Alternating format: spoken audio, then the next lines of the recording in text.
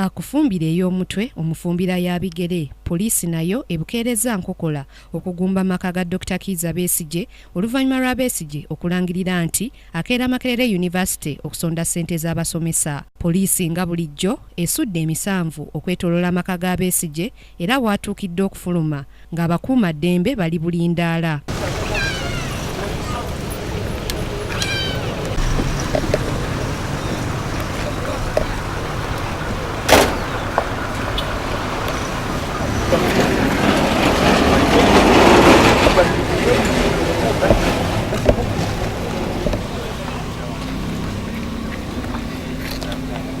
Dr. Besigye asoose kwogerako eri bannamawulire ababadde mu maka ge n'aweera okukola buli kisoboka okulaba nga ssettendekero w'e Makerere aggulwawo.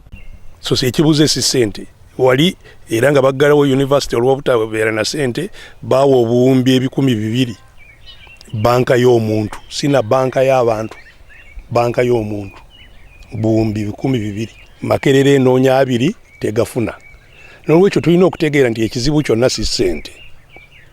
Ndowooza n'enkola eyabo abalimu abakozesa amaanyi okufuga eggwanga lyaffe. Ono abadde mu ntegeka ey'okweyunga ku bannabyabufuzi abalala ababadde balina okukuŋŋaanira mu kibangirizi ky'emirembe e Makerere kiyite Freedom Square okusonda ensimbi ez'okusasula abasomesa ba ssettendekero ono. Dr. Besigye awaddeyo obukadde 3 mu buliwo mu kaweefube ono era n'asuubiza okuwaayo ente ennamu gy'abadde atisse ku mmotoka y'ekika kya ttipa naye n'alemesebwa poliisi okugituusa mu kibangirizi.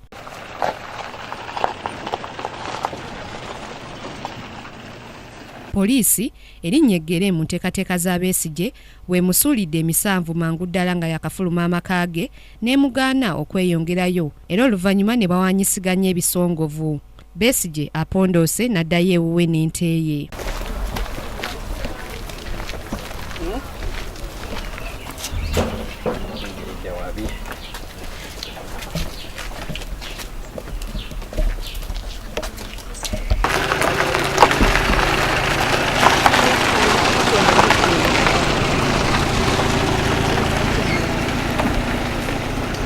Dr. Besigye yalangiridde olunaku lw'ejjo ng'akunga abantu okukuŋŋaanira mu kibangirizi ky'emirembe kiyite Freedom Square basolooze ensimbi ez'okusasula abasomesa ng'agamba nti gavumenti yeesuliddeyo ogwa naggamba ku byenjigiriza by'eggwanga lino yadde ng'erina ssente z'ewa bannagagga ab'enjawulo nga bamaze okudiibudda ebyobugagga byabwe.